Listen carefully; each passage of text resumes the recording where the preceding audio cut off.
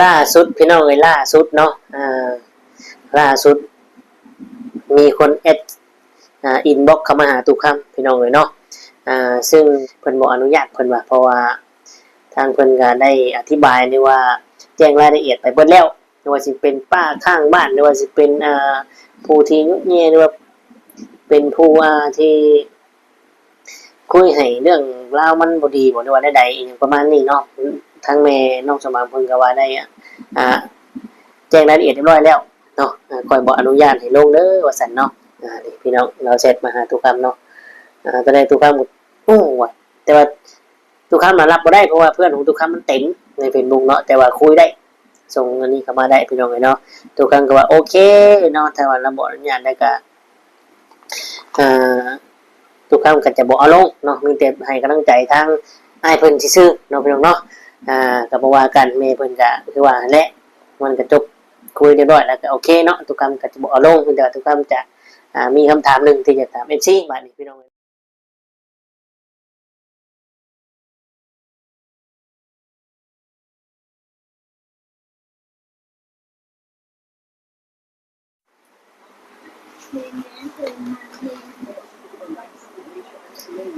กับทักทายสบายดีและสวัสดี FC พ่อแม่พี่น้องหมู่เพื่อนเบิดทุกคนทุกท่านบ่ว่าจะอยู่ฝั่งไทยฝั่งลาวหรือต่างประเทศก็ยินดีต้อนรับเข้าสู่ช่อง YouTube ตู้คำปันสุขเด้อพี่น้องเอ้ยเนาะพี่น้องเอ้ยเนาะล่าสุดพี่น้องเอ้ยเนาะตู้คำก็ได้อัปเดตคลิปลงเนาะคือตู้คำมีคำถามพี่น้องเอ้ยเนาะถ้าว่า FC จะให้ความคิดเห็นจังไดเนาะก่อนเฮาจะเข้าประเด็นก่อนเฮาจะไปพูดคุยกันพี่น้องเอ้ยเนาะตู้คำฮู้ว่าอ้ายเพิ่นเนี่ยกลับอเมริกาไปหรือยังหรือว่าอ้ายเพิ่นอยู่ไสตอนนี้เนาะพี่น้องเนาะอ่าบุคคลนี้เพิ่นอาจจะเบิ่งคลิปของทุกคำหรือว่าเพิ่นได้ติดตามข่าวบ่หรือว่าจังไดเนาะอืมเพิ่นว่าอ้ายเพิ่นบ่อยากได้คนไปดามใจบ่เนาะบ่อยากได้คนไปอ่าต้มน้ำบ่บกให้บ่เนาะเห็นว่ายังซ้ำอยู่ว่าซั่นเนาะเพิ่นแซวเหยาะบ่หรือว่าจังไดเนาะพี่น้องเนาะ FC คิดเห็นจังไดพี่น้องเอ้ยเนาะ ย่ามันเป็นคือที่ผ่านมาบ่หรือว่าจังไดเนาะอ่าก็ลองแลกเปลี่ยนความคิดเห็นกันเนาะจะติดต่อให้อ้ายเพิ่นบอกพี่น้องเอ้ยเนาะอันนี้ทุกคำก็มาถาม FC ก่อนนะพี่น้องเอ้ยเนาะบ่อันโทรหรือว่ายังบ่ได้ติดต่ออ้ายเพิ่นดอกพี่น้องเอ้ยเนาะต้องปรึกษา FC ก่อนพี่น้องเอ้ยเนาะทุกคำก็อัปเดตลงก็หลายคลิปเติบเพิ่นอาจจะฮู้เรื่องราวก่อนหน้านี้หรือว่า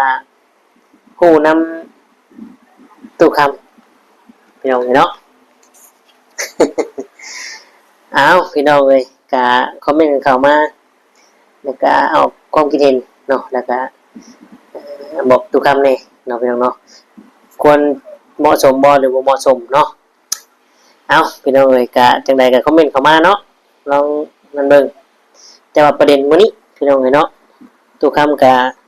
จะออกมาบอกหรือว่าฝากถึง FC ทุกคนเนาะทุกคำกะจะบ่ได้ลงคลิปหรือว่าเอารูปของแม่น้องสมบังหรือน้องสมบังหรือครอบครัวเพิ่นมาลงแล้วพี่น้องๆเพราะว่าล่าสุดเนี่ยบ่กี่นาทีเนาะก็มีทางแม่ของน้องสมบังเพิ่นได้อินบ็อกซ์เข้ามาหาตุกคำแล้วเนาะพี่น้องๆว่าข้อยบ่อนุญาตให้เจ้าเอารูปถ่ายข้อยไปลงช่องเด้อเพิ่นว่าเนาะเอาตุกคำก็โอเคตุกคำก็ว่าเนาะเราว่าเพราะว่าทุกรายละเอียดทุกอย่างข้อยอ่าได้บอกเบิดแล้วระหว่างนี้พี่น้องเลยเนาะFC หรือว่าทุกคนเข้าใจเบิดแล้วเพิ่นว่านั่นนี่นะพี่น้องเลยเนาะแต่มันมีหลายดอกพี่น้องเนี่ยทุกคำใจเบิ่งเด้อนี่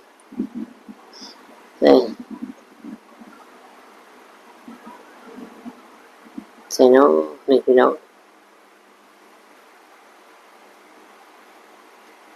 นี่จะเห็นบ่อ่านได้บ่พี่น้องนี่เนาะเพิ่นอินบ็อกซ์เข้ามาโอ้ยอากาศร้อนพี่น้องเอ้ยเพิ่นอินบ็อกซ์เข้ามาหาทุกคำเนาะ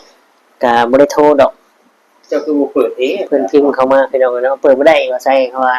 หน้าต่างยังบ่ได้ซ่อมเนาะเปิดเอาลมธรรมชาติเข้ามาก่อนพี่น้องเนาะไปก็ว่าไปคือ เฮาก็คือจะได้ติดตามทางเพิ่นเนาะมีแต่ว่าทุกคำก็จะติดตามทางบุคคลนี้โดยส่วนตัวของทุกคำเองต่างหากเนาะเดี๋ยวทุกคำจะถามหมอไซได้เพียงเด้อเนาะหมอไซคิดเห็นจังไดเพราะว่าแม่คนอินบอกเข้ามานะเราอันนี้เราว่าบ่อนุญาตให้เอารูปมาลงได้เราเพราะว่าทุกอย่างเนี่ยค่อยแจ้งรายละเอียดลงหมดแล้วเราเนาะเจ้าคิดว่าอะไรเพิ่นบ่อยากให้มันเป็นกระแสต่อหรือว่าจังไดเนาะอาจสิแม่นเพิ่นอาจสิบ่อยากให้เป็นกระแสหรือว่าเพิ่นก็บ่ได้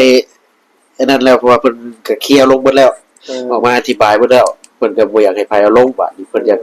ให้เรื่องมันเงียบมันจบไปนะ เพราะว่าถึงว่าไปทุกคนก็มุมมองทุกคนก็คิดว่าแม่นทางครอบครัวเพิ่นหลอกลวงหรือวางแผนกันแล้วอย่างประมาณนี้เนาะแม่นประมาณนั้นนั่นแหละพี่น้องเลยเนาะมีแต่ว่าทุกคำก็สิหยุดเอาลงเนาะพี่น้องเนาะก็บ่ลงเพราะว่ามันก็เป็นสิทธิ์ของเพิ่นแล้วเพิ่นก็ได้บอกทุกคำก็บ่ได้มีเจตนาที่สิว่าเอามาบันดาลหรือว่าแนวใดเนาะเพราะว่าเพิ่นก็บอกมาดีๆอยู่บ่ได้ว่าให้เด้อเนาะ FC เอ้ยแต่ว่าพอเป็นหยังทุกคำคือเอาลงเพราะว่าทุกคำก็ยังเห็นเพจได้เพจหลายช่องเอาลงอยู่นะพี่น้องเอ้ยเนาะทุกคำก็คุยกันกับเราว่าโอเคจัดไปเนาะทุกคำก็จะบอกเอาลงทุกคำก็จะให้กำลังใจทั้งอ้ายเพิ่นอย่างเดียวเนาะบัดนี้มีแต่ว่าการกระทำที่น้องเพิ่นเฮ็ดไปก็รอผลที่น้องทำไปด้วยตัวน้องเองเนาะพี่น้องเนาะเพราะว่า FC เพิ่นก็ฮู้เบิดเนาะพี่น้องฮู้เบิดเรื่องราวทุกคำบ่ได้เอาลงได้ทุกคำก็บ่ได้ว่าสิมาด่ามาปล่อยมาว่าเจ้าดอกลวงจังซี่เด้อทุกคำบ่ได้ว่าเนาะมีแต่ว่าอัปเดตเนาะอัปเดตได้เป็นความเห็นกันแค่นั้นแหละพี่น้องเอ้ยเนาะเฮาก็โอเคคุยกันรู้เรื่องพี่น้องเอ้ยเนาะมีแต่ว่าทุกคำก็จะให้กำลังใจแล้วก็จะหาคนหรือว่าจะให้คนไปตามใจอ้ายเพิ่นบ่หรือว่าจังใดเนาะทุกคำก็บ่ได้หาดอกแต่ว่าเพิ่นนั่นเองพี่น้องเอ้ยเนาะเพิ่นถามเข้ามาเองพี่น้องเอ้ยทุกคำก็บ่ได้ฮู้ว่าเพิ่นอยู่ไสตอนนี้เนาะแต่ว่าผู้ใดฮู้จักว่าอ้ายเพิ่นอยู่ไสก็บอกทุกคำได้เด้อพี่น้องเอ้ยเนาะเพื่อว่าจะไปให้กำลังใจเพิ่นแล้วก็พูดคุยเพิ่นเนาะ แต่ว่าจะบ่ให้เพิ่นล้มผู้สาวซะน้อยดอกพี่น้องเอ้ยบัดนี้เนาะจะบ่ให้เพิ่นล้มผู้สาวซะน้อยมีแต่ว่าให้กำลังใจเพิ่นเนาะพี่น้องนั่นแหละสมมุติว่ามีอีหลีนี่ FC คิดเห็นจังได๋พี่น้องเอ้ยเนาะลองคอมเมนต์เข้ามาเบิ่งดูสำหรับเรื่องราวนี้นะพี่น้องเอ้ยเนาะ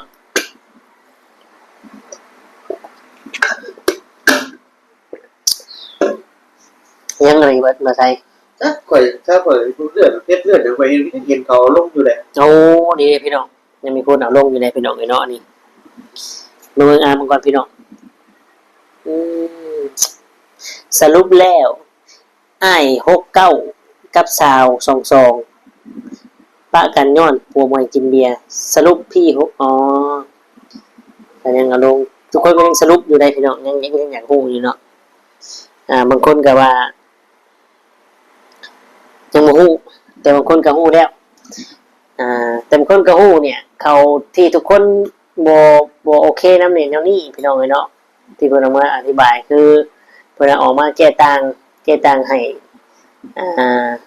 แก้ต่างให้ลูกทุกคนก็FC เข้าใจบ่โอเคนำคือสินสอดทั้งเบิดเนี่ยเป็นหยังคือแบ่งให้เราแน่พุ่นเนาะหรือความอีโตนพี่น้องเอ้ยเอาก็มันก็แล้วแต่สิทธิ์ของเพิ่นเนาะสิทธิ์ของทางน้องสมหวังถ้าว่าไปในมุมมองอีกแบบนึงก็คือ FC เว้าหั่นแหละเนาะ FC คอมเมนต์ว่าคายหอยแต่ว่าถ้าว่าไปในมุมมองนี่ถ้ายอมรับถ้าว่าบ่นั่นก็มันก็สิทธิ์ของเราได้พี่น้องเนาะของหวยเราเด้เพียงแต่ว่าหวยเรามันมีราคาสูงตัวหวยเราเนี่ยมี ประสิทธิภาพที่แบบว่าอ่ามีราคานะพี่น้องเนาะมีราคาสูงแน่เนาะ600นำบ่ใช่เนาะนั่นแหละพี่น้องเอ้ยก็ถือว่าก็ถือว่ากำไรชีวิตของเราแลกด้วยกำลังทรัพย์ที่หลายเนาะแม่นพี่น้องเอ้ยก็ถือว่าแต่ว่าที่จริงแล้วนะบ่ต้องจัดงานแต่งก็ได้เนาะถ้าสิเฮ็ดแบบนี้ก็คือในสังคมนี่เนี่ยทุกคำก็เจอมาหลายได้พี่น้องเจอมาหลายแบบว่าบางคนก็ไปเป็นน้อยเขาบ่บางคนก็อยู่เป็นบ่เนาะยกตัวอย่างมันก็มีหลายๆคนในบ้านโคกกันก็หลายพี่น้องคนในบ้านโคกกันก็หลายฮู้บางคนก็ฮู้อยู่แล้วนี่ว่าผัวเนี่ยมีเมียน้อยหอยเมียปลายเนาะมีบ้านหลังที่2แต่ก็พอหยังเพราะว่าอยู่เป็นผัวเมียบางคนก็อยู่เป็นเมียบางคนก็ไปยังต้องสิมาเป็นแบบนี้ไปหาใหม่บางคนก็คิดแบบนี้เด้นำมาใช้เนาะแต่มุมมองของคนแม่นเฮาก็บ่ว่ากันมันก็เป็นเรื่องธรรมดาพี่น้องกันแต่ว่าอ้ายเพิ่นนี่ทุกคนคิดว่าเรายังสิหาอีกอยู่บ่พี่น้องคนยังคิดว่าเราสิจัดการอีกอยู่บ่สิหาผู้สาวสักหน่อยอีกอยู่บ่พี่น้องเนาะ เอามีแต่ว่าทุกคำก็เป็นกำลังใจให้ก็ถือว่าเป็นบทเรียนครั้งยิ่งใหญ่เนาะซื้อกินดีกว่าบาทนี่เนาะผู้ใหญ่เอ้ยซื้อกิน 1,500 นี่โอ้ยปันเราเอาพี่น้องเอ้ย1,500นะปันเราเอางามเยอะโอ้ยนั่นแหละซื้อกินดีกว่าเจ้าก็บ่ได้เสียคน500 600ล้านอีกคืนเดียวแจ้งเอาให้คุ้มพี่น้องเอ้ยเนาะ ปัญหาเยอะแยะตอนนี้น้ำมันก็แพงเลยบ่ใส่ตอนนี้น้ำมันก็แพงเนี่ยก็ขึ้นมันจะว่าอัปเกรดขึ้นไปจักเนาะกลัวจัก1,500 บาทนี่พี่น้องเอ้ยเนาะ1,600 1,700พุ่นไปจักบาทนี่ เนาะพี่น้องเอ้ยแต่เห็นในเพจหรือว่าใน Facebook ในช่องต่างๆที่แหละเนาะบ่ว่าทุกคำก็บ่ได้เคยดอกกันปัญหาปัญหานี่ก็ได้แต่ว่าเคยเห็นพี่น้องเนาะเมื่อก่อนเคยได้ยินแต่ผัวว่าแม่นกับตัวเองก็เคยเห็นคือกันเมื่อก่อนตู้คำเนี่ยทำงานอยู่รังสิตพี่น้องเอ้ยเนาะฟิวเจอร์รังสิตตู้คำทำงานอยู่โรงพยาบาลปทุมเวชหลายคนคือสิฮู้เนาะคืออันนี้นี่ขออนุญาตเราประสบการณ์เนาะที่ว่าเจอมาพี่น้องเอ้ยเนาะถ้าผิดพลาดบ่มักก็กราบขอโทษขออภัยนำพี่น้องเอ้ยเนาะเว้าถึงว่าถ้าซื้อกินพี่น้องเอ้ยเนาะอย่าว่าบ่ใช่ตู้คำก็ไปเนาะตู้คำก็ลงไปแล้วก็เลิกงานเนี่ยไปเลาะเล่นหรือว่าไปนั่งกินจิ้มจุ่มหม้อไฟอันนี้จะเคยเห็นบ่หม้อไฟเป็นหม้อนั่นไอ้ว่าใจทุกคำย่างไปเนาะทุกคำคิดว่าเพิ่นยืนรอรถเมล์หรือว่ารอรถกระป๋องประมาณ 1:00 2 ทุ่มเนี่ยทุกคำย่างไปเที่ยวไหมคะพี่เดี๋ยวนี้ยังมีแล้วว่าไม่เคยเห็นอยู่แล้วเที่ยวไหมคะทุกคำกับหมูเนาะครับผมมาเที่ยวครับมาเที่ยววันไปเลยได้ไหมคะทุกคำกับงูเนาะครั้งแรกเลยทุกคำกับบ่เคยเนาะบ่เคยโอ้โหมันมีแบบนั้นนะเพราะว่าไปยืนอยู่ริมฟุตบาทริมทางเนี่ยพี่น้องเที่ยวไหมคะเที่ยวไหมคะพี่แต่ที่นี่แบบว่ามีราคาอีกไหมพี่น้อง 1,500 1,600จะเอาแบบไหนดีคะเอาสวยเอาแบบโอ้โหทุกคำเฮ้ยแบบนี้ก็มีเหรอเพราะว่าผู้ชายเนาะพี่น้องทุกครั้งก็บอกตรงเลยผู้ชายมันก็เคยดื่มเคยเที่ยวนะเคยซื้อกินอะไรเนาะแต่ว่าทุกครั้งบ่เคยเห็นแบบนั้นส่วนมากก็จะเป็นร้านคาราโอเกะเป็นอัพนวดบ่หรืออย่างบ่นะพี่น้องเนาะทุกครั้งก็เลยไปเห็นแบบนั้นโอ้แต่ว่าทุกครั้งก็บ่ได้ไปดอกเพราะว่าตอนนั้นก็ยังอายนะยังบ่โอเคปานใดเนาะบ่แม่นว่ามีผู้สาวชาวเพศ2ก็มีกระเทยก็มีพี่น้องเนาะทุกครั้งเนาะอ๋อว่าเที่ยวไหมครับพี่เที่ยวไหมคะว่าสันเนาะทุกครั้งก็โอ้ทุกครั้งมูทุกครั้งก็เที่ยวครับมาเที่ยวครับว่าเที่ยวครับจาก1 แขนทุกครั้งไปเลยพี่น้องเลยเนาะแต่ก่อนนะประมาณทุกครั้งประมาณ18 ปีมั้ง18-19 ปีตอนนั้นเนาะหน้าตาก็สิรอกว่านี้น้อยนึงพี่น้องเลยเนาะก็สิหน้าใสกว่านี้แต่ยังบ่ได้เหี่ยวปานนี้ดอกพี่น้องเนาะ ในตอนนั้นพี่น้องเลยเนาะนี่แหละทุกครั้งก็อยากฝากถึงอ้ายเพิ่นว่าซื้อกินซะบ่ต้องวางว่าแต่งงานครอบครัวดอกมันยุคเฮานี่ก็มันยาก เนาะยุคง่ายกว่านี้มันยากที่สิว่าจะหาคนจริงใจเนาะมีแต่ว่าซื้อกินนอกจากจะไปเจอคนที่ใจเด็ดถ้าว่าอยากอยู่กับอ้ายจริงกันอยู่ในแบบ อันนี้ว่าในเรื่องสมมุติว่าเป็นไม่น้อยนะเนาะพี่น้องเนาะแต่มันก็หายากกันแหละพี่น้องเนาะมันก็หายากนั่นแหละพี่น้อง FC คิดเห็นจังไดเนาะกับเรื่องราวนี่ FC คิดเห็นจังไดพี่น้องเหตุการณ์นี้มันก็ผ่านไปด้วยดีเนาะถึงแม้ว่าสิลงเอยด้วยการหลอกลวงต้มตุนกันก็บ่ว่ากันเนาะต่างคนต่างมีสิทธิ์หาพี่น้องเนาะแต่ว่าคลิปนี้ทุกคำก็จะเป็นคลิปสุดท้ายที่จะนำรูปเพิ่นหรือว่าอัปเดตอย่างลงเนาะแต่ว่าทุกคำก็ถ่ายปกติคือเก่าหั่นแหละพี่น้องติดตามข่าวหั่นแหละเนาะคือเก่าคือเดิม